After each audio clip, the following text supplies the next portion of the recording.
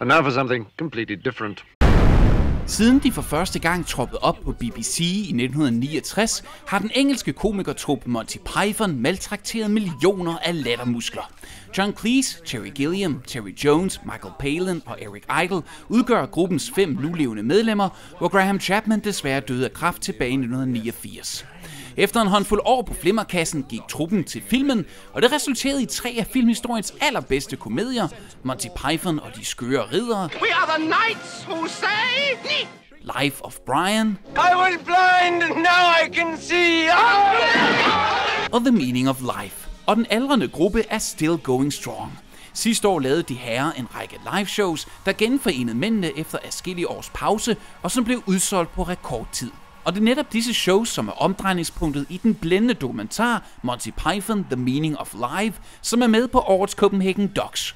Og udover at dykke ned i de nye shows og forberedelserne hertil, så kommer dokumentaren også fint rundt om gruppens forhistorie og mændenes forhold til hinanden. Vi mødte filmens producer, Holly Gilliam, som er Terrys datter, samt filmens instruktør, Roger Graef, som har arbejdet flere gange med Python-gutterne i årenes løb. Og selvfølgelig var det oplagt først at spørge begge parter, hvorfor det er, at vi stadig taler om Monty Python, her snart 50 år efter gruppens første tv-optræden. It's a really interesting question about what makes the Pythons so memorable for so long. But I think it's because all of us have a kind of crazy streak, which we control, and they don't. And so when you see people who are breaking all the rules and even not ending sketches and just saying, and now for something completely different. And it's a lovely freedom to think sideways, to think out of the box. In fact, they barely ever enter the box. It's all out of the box. And that's what I think makes it special. Oh my God. I think because what they did was quite ahead of their time, so it makes it very relevant today. It was very intelligent comedy that they came up with, and a new approach at the time. And the joke of, you know, institutions and authority, everyone enjoys taking the piss out of all those places. So I think that's why it's remained relevant. Do we have any crucifixions today? 139, sir. Special celebration. And do you remember your first encounter with Monty Python? I do. Well, my first encounter with watching them was when it was on at 11 o'clock at night on BBC Two, and I became an addict immediately. And I heard that they came very close to pulling it because the guy in charge of comedy at the BBC just couldn't make head or tail of it, and he thought it was nuts, but he was scared of it. And the BBC has always been interested in control, and this was a lack of control in its purest form. And they were almost going to pull it, and then the cult following grew so much that they couldn't, in effect. It's really funny because I don't actually remember watching the Flying Circus shows at all. They were before my time, and then I wasn't really introduced to them as kind of growing up. The first Monty Python thing that I remember kind of being excited by and watching a lot of was The Meaning of Life, which came just after I was born. And so I was going to school singing from the age of like 6. I'm singing Every Sperm is Sacred and all these like ridiculous songs that 6-year-olds probably shouldn't be singing. Every sperm is useful. Every sperm is fine. God needs everybody's mine and mine. And you know, reciting the sex education scene from the movie and all these things. So that's my kind of first memory of Python. So I didn't actually register Flying Circus, but I registered the films, and that's kind of where that all began for me. Sounds like a great childhood. Yeah, great work. Python was never the kind of focus of what I understood Dad was doing, if you understand what I mean. So I'd be on film sets with him, but that wasn't Python related. It's been far too long since I've seen Brazil, but you play you play a girl with your name. My name, yeah. Michael Palin, the torturer in the film, has triplets, and I'm Holly. My sister in real life is called Amy. And Michael refers to me as Amy. I say I'm not Amy, I'm Holly.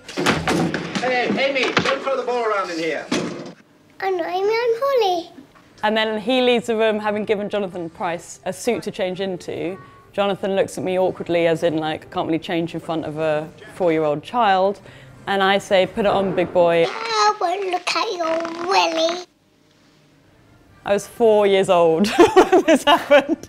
Apparently I was a nightmare to work with, and Dad says that he would never work with me again as an actress, because I was just chopping my hair off every night, like just not wanting to, and they had to clear the set for me to perform properly because I just refused to perform in front of anyone other than my parents. Like the whole thing was a joke. But yes, it's just about having your own trailer. Yeah, exactly. Well, right? Yeah. Own trailer, driver, you know, dietary requirements are strict. It's now over a year since the live shows, but the energy they had there, which the film captures, I was saying I want them to watch it again so they remember that energy that they had, because you know, a year and a bit's gone by, they've all gone off and doing their own things, and they're getting back into this habit of not being a group and not being around each other that much.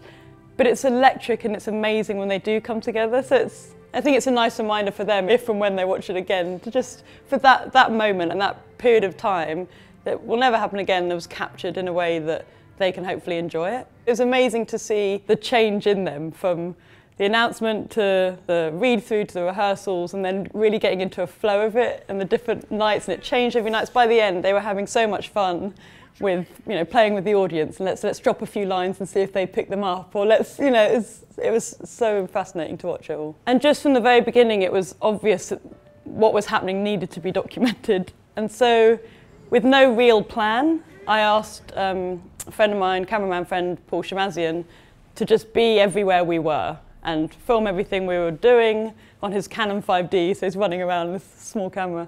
Because of my relationship with the group, we could get very intimate moments that otherwise, I think a third-party camera crew couldn't really get to the places we got to. You know, if I go to the toilet or go into the dressing room or just get everything you possibly can. We got to a point where we've been talking to the guys now about, we've got this footage, and as you're aware, Paul's been filming, we'd really like to do something with it.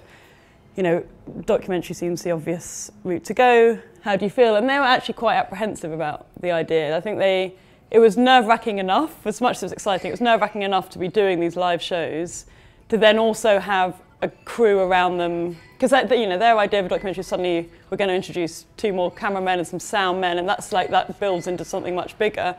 They just didn't want that added pressure, or even like eyes on them while they were very in vulnerable states. You know, when they're in their dressing room and all those things are happening, that's quite a private moment. And it was 2 weeks before they finally said, okay, there's probably something here. It was actually Terry Jones who suggested Roger Graef because of his history with the group, filming live shows. And they all felt, okay, that's comfortable, we know Roger. And Roger then brought James Rogan, who's his co-director. And I genuinely felt when we were doing it, and afterwards when we kind of have a finished product, because they weren't thinking in their minds, this is going to be a film. They had no barriers. They were doing what they were doing. Paul was like a fly on the wall by the end of it because they were so used to having him around. You see in the film that, you know, they're very direct to him. Like, Eric at one point says, you know, what are you doing? Kind of get away from me. Because there was that relaxed nature. And then the relationship with Roger, so the interviews were like talking to a friend. They opened up so much. You get this real intimate level. I think they were shocked and actually surprised by it, but actually enjoyed it, because I think they probably learned bits about themselves and about each other that they wouldn't sit and talk like this about it, but in the film you can kind of go, well, that's packaged in film. I really think they didn't think it was going to be something that the world saw. The strapline for this film is, in effect, the Pythons as you've never seen them. And it's that intimacy that we use to make the structure. There is a chronological structure, both going back to the past and in the present. But that's really just a kind of formal device. The real quality that holds you is wondering what they're going to say next about each other. It was a proper sense of the word reunion, that the memory and doing the sketches again together fused their experience from the past with their experience in the present. So they all had been on journeys that changed them, and then yet they returned to their old selves for that 10 nights on stage. And they loved it. It was a kind of curious time travel. It was really literally like time travel. And Eric Idle says in the film, you know, suddenly, in seconds, they're back 30 years ago. And that's not something that most people ever get to do. When you meet an old school friend, you both sit there and reminisce. They did it. They actually acted out their reminiscences.